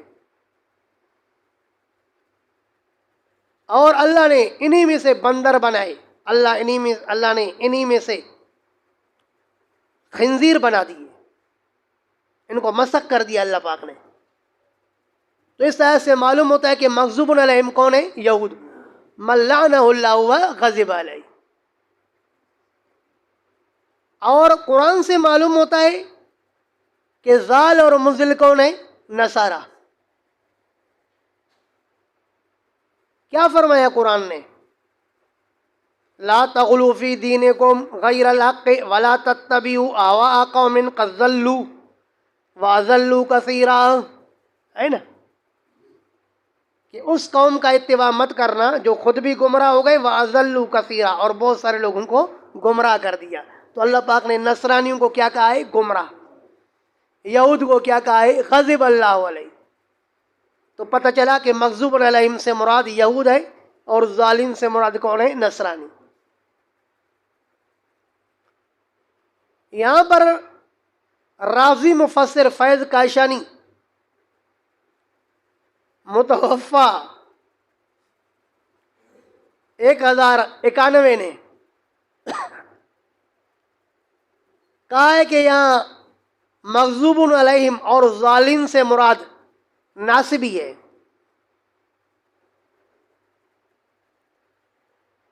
ناصبی رافضی مذہب کے مطابق، ویسے سنی مذہب کے اصطلاح میں ناصبی دشمن اہل بیت کو کہتے ہیں، لیکن رافضی مذہب کے مطابق ناصبی سنی کو کہتے ہیں. چنانچہ نور اللہ شوستری شیعہ کا ایک بہت بڑا مصنف گزرا ہے، 1019 کا متوفہ ہے. اس نے اپنی کتاب مجالس المومنین میں لکھا ہے، فارسی میں ہے، کہتے ہیں اہل سنت ہم ناصبی اند، کہتے ہیں کہ اہل سنت بھی ناصبی ہی ہیں، دشمنان اہل بیت ہیں. اور ملا باقر مجلسی نے حق الیقین میں لکھا ہے کہ کسی نے امام سے پوچھا کہ اگر کوئی شخص ابو بکر اور عمر کو علی پر فضیلت دے تو وہ کیا ہے؟ تو اس نے کہا کہ وہ ناصبی ہے. تو ظاہر اہل سنت والجماعت کا اجماع ہے کہ افضل البشر بعد الانبیاء ابو بکر صدیق ہے. تو ہم چونکہ پوری امت میں حضرت ابو بکر کو پہلا نمبر دیتے ہیں، فاروق اعظم کو دوسرا، سیدنا عثمان کو تیسرا اور پیارے علی کو چوتھا نمبر دیتے ہیں. تو روافظ کا نظریہ ہے کہ جو علی پر کسی دوسرے کو مقدم کرتا ہے تو وہ کون ہے؟ ناصبی ہے. تو نتیجہ وہی نکل آیا کہ ناصبیوں سے ان کے ہاں مراد کیا ہوتی ہے؟ سنی. تو گویا کہ رافضی مفسر کہتے ہیں کہ یہاں سے مراد کون ہے؟ سنی. بات سمجھ میں آئی ہے نہیں؟ لیکن ہم کہتے ہیں کہ یہاں مغضوب علیہم سے مراد یہود ہے اور ظالم سے مراد نصرانی ہے. مغضوب علیہم سے یہاں مراد آیت کریمہ کے اندر، گو رافضی بھی مغضوب علیہم ہے، لیکن آیت کریمہ میں یہ مراد نہیں ہے، کیونکہ قرآن کریم کے اندر کتے اور خنزیر کا بیان تو قابل برداشت ہے، لیکن رافضی کا بیان قرآن میں قابل برداشت نہیں ہے. میرے خیال میں میری بات آپ کو سمجھ میں نہیں ہے. وہ تو کہتے ہیں کہ ہم قرآن میں ہیں بھائی، ان من شیعتہ لابراہیم. نہیں سمجھے وہ بات کہ ابراہیم علیہ السلام جو ہے نا وہ نوح علیہ السلام کے شیعہ میں سے تھے. نہیں سمجھے وہ بات. ھذا من شیعتہ وھذا من عدوہ. قرآن نے ذکر کیا کہ موسیٰ علیہ السلام جب ایک دفعہ گھر سے باہر نکلے تو دو بندے آپس میں لڑ رہے تھے. ھذا من شیعتہ وھذا من عدوہ. ایک موسیٰ علیہ السلام کے شیعے میں سے تھا، دوسرا اس کے دشمن میں سے تھا. تو پتہ چلا کہ موسیٰ علیہ السلام بھی شیعہ تھے، اس کا ساتھی بھی شیعہ تھا، نوح علیہ السلام بھی شیعہ تھے، ابراہیم علیہ السلام بھی شیعہ تھے. اور قرآن نے کہا واتبع ملت ابراہیم، ابراہیم کے دین کا اتباع کرو. تو لہٰذا ہمیں بھی حکم ہے کہ ہم بھی کیا ہو جائیں؟ شیعہ ہو جائیں. بات سمجھیں؟ ہمارا ذکر تو بھائی قرآن میں ہے. ہم کہتے کوئی مسئلہ نہیں. جب یہودی کا ذکر، نصرانی کا ذکر، خنزیر کا ذکر، کتے کا ذکر قرآن میں آیا، اگر تمہارا بھی ہوتا تو کیا ہوتا، لیکن اللہ نے تمہیں برداشت نہیں کیا ہے، تمہارا ذکر یہاں پر بھی نہیں ہے. کیونکہ یہاں لفظ شیعہ خاندان کے معنی میں ہے، مذہب کے معنی میں نہیں ہے. دیکھیے تفسیر ابن جریر، ان من شیعتہ اے من قبیلتہ و عشیرتہ، کہ نوح علیہ السلام کے قبیلے اور خاندان میں سے کون تھے؟ ابراہیم علیہ السلام تھے. مذہب حضرت ابراہیم علیہ السلام کا شیعہ نہیں تھا. ما کان ابراہیم یہودیا ولا نصرانیا ولکن کان حنیفا مسلما. قرآن کہتے وہ مسلمان تھے اور یہ کیا کہتے؟ وہ شیعہ تھے. کہتے ھذا من شیعتی وھذا من عدوہ. یہ واقعہ اس وقت کا ہے کہ ابھی تک موسیٰ علیہ السلام نے نبوت کا دعویٰ نہیں کیا ہے. ابھی موسیٰ علیہ السلام کو نبوت نہیں ملی ہے تو موسیٰ علیہ السلام شیعہ کیسے بنے؟ اور جس کو اللہ نے موسیٰ علیہ السلام کا شیعہ کہا، اگلے دن جب موسیٰ علیہ السلام دوبارہ نکلے تو یہی بدبخت دوسرے کے ساتھ لڑ رہا تھا. تو حضرت موسیٰ علیہ السلام کو اس نے کہا اچھا، پہلے مدد طلب کی کہ میری مدد کر. موسیٰ علیہ السلام نے کہا کہ یار یہ کیا کرتے ہو؟ حضرت موسیٰ علیہ السلام نے پھر بھی اس کے دشمن کو پکڑنے کی کوشش کی، لیکن اس نے سمجھا کہ یہ مجھے پکڑ رہا ہے نا. موسیٰ علیہ السلام کو کہا اچھا آپ مجھے اس طرح قتل کرنا چاہتے ہو جس طرح کل آدمی کو قتل کیا تھا. موسیٰ علیہ السلام کو ظالم کہیں کہ ہاں تو میری حالات کھول رہا ہے، تیری وجہ سے قتل کیا اور پھر تو ہی اس کے سامنے مجھے بتا رہا ہے کہ اس نے قتل کیا ہے. انک لغوی مبین، تو واضح گمراہ ہے. تو جو شیعہ ہوتا ہے تو اس کا نتیجہ یہی نکلتا ہے. نہیں سمجھے بات؟ واضح گمراہ. تو شیعہ گمراہوں کے معنی میں استعمال ہوا ہے، شیعہ خاندان کے معنی میں. وہاں پر بھی خاندان کی بات چل رہی ہے. ھذا من شیعتی، ابھی تک موسیٰ علیہ السلام نے نبوت آپ کو ملی نہیں ہے، تو شیعہ مذہب کہاں سے آیا؟ اور پھر اس کو شیعت کی دعوت کیسے دی؟ یہ اسرائیلی تھا اور موسیٰ علیہ السلام بھی بنی اسرائیل میں سے تھے نا. ارے یعقوب علیہ السلام کی اولاد میں سے تھے نا. اسرائیلی کو عیب نہیں ہے یار، اسرائیلی یعقوب علیہ السلام کا نام ہے. تو جو بنی اسرائیل ہے تو یعقوب علیہ السلام کی اولاد میں سے ہے نا. تو یہ بھی موسیٰ علیہ السلام بھی بنی اسرائیل میں سے تھے نا. وہ پٹھان کو کہو نا کہ تم بنی اسرائیل میں سے، اس کو برا لگتا ہے کہ ہم یہودی ہیں کیا یار. یہ تو کوئی مسئلہ نہیں ہے نا بھائی. تو موسیٰ علیہ السلام بھی اسرائیلی، اور وہ بھی کون تھا؟ اسرائیلی. اور دوسرا کیا تھا؟ ھذا من شیعتی، ایک اس کے اسرائیلی خاندان میں سے تھا اور دوسرا قبطی تھا، فرعون کے قوم میں سے. تو وہاں پر بھی اسرائیلی شیعہ جو ہے خاندان کے معنی میں استعمال ہوا کہ ایک اس کے خاندان میں سے تھا، یعنی اسرائیلی تھا. سمجھ گئے ہو بات؟ یعنی تو اس کا تذکرہ کہیں پر بھی قرآن میں قابل برداشت نہیں ہے. ان کے کتابوں کے اندر اہل سنت والجماعت جگمگا رہی ہے. ان کی کتاب کشف الغمہ فی معرفت الائمہ کے اندر صاف لکھا ہے کہ امام نے کہا من مات علی حب آل محمد مات علی سنت والجماعت. جو آل محمد کی محبت میں مرتا ہے تو وہ اہل سنت والجماعت ہو کر کے مرتا ہے، غیر المغضوب علیہم ولا الضالین. یہ علیحدہ بات ہے کہ یہود کے طریقے پر ہونے کی وجہ سے روافض مغضوب علیہم ہیں، اور نصرانی مذہب پر ہونے کی وجہ سے بریلوی ضالین ہیں.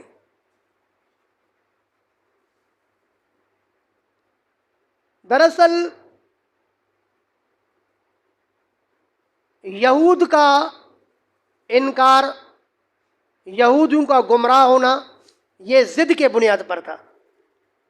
وہ نبی علیہ السلام کو خوب سمجھ رہے تھے کہ اللہ کے نبی ہیں، یعرفونہ کما یعرفون ابناءہم، لیکن صرف بغیم بینہم، صرف ہٹ دھرمی کے بنیاد پر انہوں نے انکار کیا تو اللہ کا غضب نازل ہوا. پھر جو یہودی مذہب کے اندر طرز اور طریقے اور افعال ہوئی وہ سارے کس نے لیے؟ شیعہ نے. مثلا یہودیوں نے کیا کہا کہ موسیٰ علیہ السلام کا وصی یوشع بن نون ہے. تو عبداللہ بن سبا یہودی کے نام سے ایک یہودی تھا. یہ جب یہودی تھا تو یہ کہتا تھا کہ موسیٰ علیہ السلام کا وصی کون ہے؟ یوشع بن نون. پھر اس نے بظاہر اسلام قبول کیا، اسلام کو بدنام کرنے کے لیے، اسلام کے اندر غلط عقیدے داخل کرنے کے لیے. تو شیعہ کی کتاب رجال کشی میں لکھا ہے کہ عبداللہ بن سبا یہودی، یہ حقیقت میں یہودی تھا، بظاہر اس نے اسلام قبول کیا. یہ جب یہودی تھا تو کہتا تھا کہ موسیٰ علیہ السلام کا وصی یوشع بن نون ہے، اور جب مسلمان ہوا، اسلام کا یہ دعویٰ کیا تو کہا کہ نبی علیہ السلام کا وصی حضرت علی ہے. کہتے ہیں وہ اول، یہ پہلا شخص ہے عبداللہ بن سبا یہودی جس نے حضرت ابو بکر عمر یعنی علی کے مخالفین سے اظہار برات کیا. اور یہ پہلا شخص ہے من فرض امارت امیر المومنین، جس نے حضرت علی کے امامت کے ماننے کو فرض قرار دیا. تو شیعہ کہتے ہیں کہ چونکہ جو عقیدے عبداللہ بن سبا یہودی کہتے وہی عقیدے ہمارے ہیں. ومن ہونا، اسی وجہ سے اہل سنت والجماعت ہمارے بارے میں کہتے ہیں ان الرفض ماخوذ من الیہودیت، کہ رافضیت کس سے لی ہوئی ہے؟ یہودیت سے. تو یہ ہمارا کہنا بجا ہوا یا بیجا ہوا؟ خود کہتے ہیں کہ جو عقیدے عبداللہ بن سبا یہودی کے تھے وہی کام کس کے ہیں؟ ہمارے ہیں. تو اب اگر ہم تمہارے بارے میں کہتے ہیں کہ یہ مذہب یہودیت سے لیا ہوا ہے تو برحق کہتے ہیں نا. یہی حال اہل بدعت کا ہے. نصرانی کیا کہتے تھے؟ قالت النصارى المسیح ابن اللہ، اور یہ کیا کہتے ہیں؟ نور من نور اللہ. وہ چونکہ حضرت عیسیٰ علیہ السلام اور حضرت عزیر کو مددگار سمجھتے تھے. افحسب الذین کفروا ان یتخذوا عبادی من دونی اولیاء. تفصیل انشاءاللہ اپنے مقام پر آئے گی، لیکن مختصر اس آیت کے تفسیر میں نعیم الدین مراد آبادی نے لکھا ہے خزائن العرفان میں کہ عبادی سے مراد حضرت عیسیٰ اور حضرت عزیر اور اللہ کے فرشتے ہیں. کہ اللہ نے فرمایا کہ کیا لوگ میرے علاوہ میرے بندوں کو، یعنی حضرت عیسیٰ اور حضرت عزیر کو اور فرشتوں کو میرے علاوہ مددگار بناتے ہیں؟ فرمایا کہ یہ تو کافر ہیں اور ان کے لیے ہم نے جہنم تیار کیا ہے. تو اس سے سمجھ میں آیا کہ نصرانیوں کا کام کیا تھا؟ حضرت عیسیٰ علیہ السلام کو مددگار سمجھنا. تو وہ حضرت عیسیٰ علیہ السلام کو مددگار سمجھتے تھے اور یہ کہتے المدد یا رسول اللہ. اور جس کے لیے مددگار ہونے کا عقیدہ رکھا جائے گا کہ فلاں ہمارا مددگار ہے، تو ساتھ ساتھ یہ بھی تو عقیدہ ہوگا نا کہ میں اگر مثلا کوئی عبد القادر جیلانی کو مددگار سمجھ رہا ہے اور کراچی سے اس کو آواز دے رہا ہے، تو اس کا کیا عقیدہ ہے کہ عبد القادر جیلانی میری سن رہا ہے نا، حاضر ناظر ہے، عالم الغیب ہے نا. تو پتہ چلا کہ نصرانی اپنے نبی کو عالم الغیب سمجھتے تھے اور حاضر ناظر سمجھتے تھے. تو جو عقیدے نصرانیوں کے تھے وہی حاضر ناظر کا عقیدہ، عالم الغیب کا عقیدہ کن کا ہے؟ بدعتیوں کا.